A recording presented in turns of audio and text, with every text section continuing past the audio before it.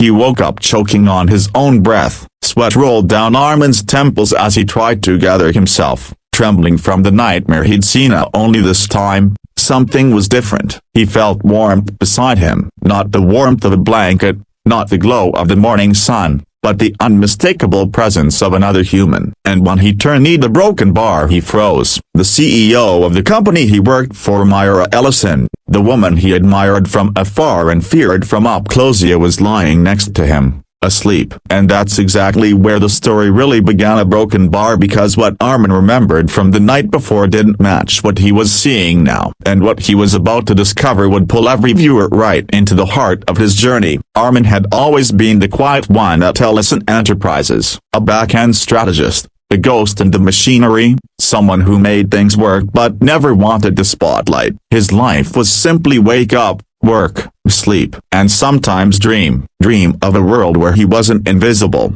Dream of a woman who carried storms in her eyes and shadows in her smiley. Myra, his CEO, she was powerful, independent, brilliant, and cold as the moonlight on winter glass. She never looked at him twice. Why would she? He was just an employee buried under 100 departments. But the night before, he had dreamed of her. A strange, vivid dream where she was crying. Not the Iron Lady everyone feared, but a trembling woman trapped inside her own loneliness. In that dream, she had grabbed his wrist and whispered, "Don't leave me alone." The desperation in her voice still echoed in his mind. And now she was physically beside him. Something was wrong. Something was impossible. Something was calling him to understand. Carefully, he removed the blanket and noticed the dried tear marks on her cheek. That shook him. Myra Ellison didn't cry. She didn't break. She didn't show weakness, not to shareholders, not to the media, certainly not to one of her employees. Arman stood up slowly, grabbing his coat, unsure whether to run or to stay. Right then, she woke. Her eyes, usually sharp and commanding, softened when they met his. "You saw it, a broken bar, didn't you?"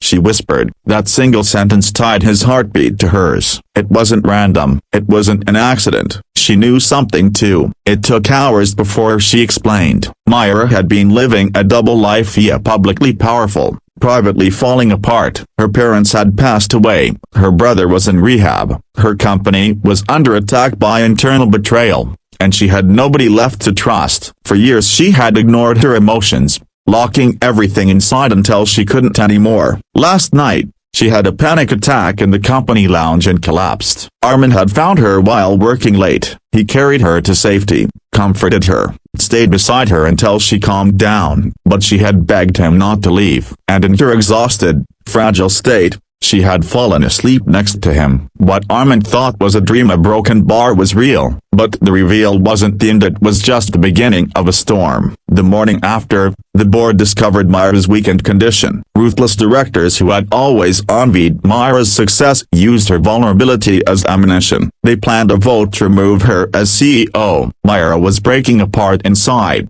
and Arman could see it. This woman who carried whole empires on her shoulders was finally collapsing under the weight. Arman knew he had two choices: step back like he always did, a broken bar, or fight for the one person who had trusted him with her truth. For the first time, he stepped onto the light. Arman gathered evidence, late-night records, emails, and confidential plans the traitorous board members had hidden. Myra watched him silently, unable to understand why he, of all people, was risking everything for her. But the truth was simply, sometimes the quietest hearts feel the loudest pain. And Arman had always seen a reflection of himself in her loneliness.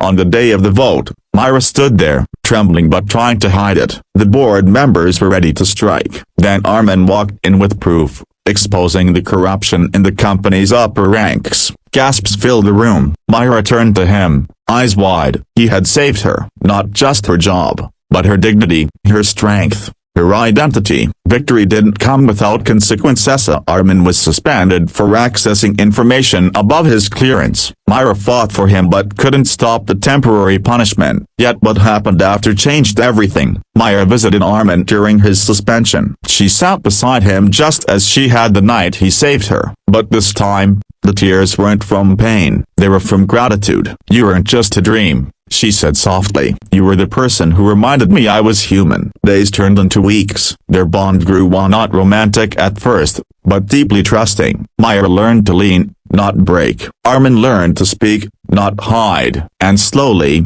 their lives intertwined until they couldn't tell where one story ended and another began. Months later, Arman was reinstated. This time, not as a silent worker. He became Maya's personal advisor, or the one voice she trusted above all. And someday, perhaps soon, something more would grow between them. Not because of the night she slept beside him in a broken bar, but because of everything that happened after. The story ends with one message: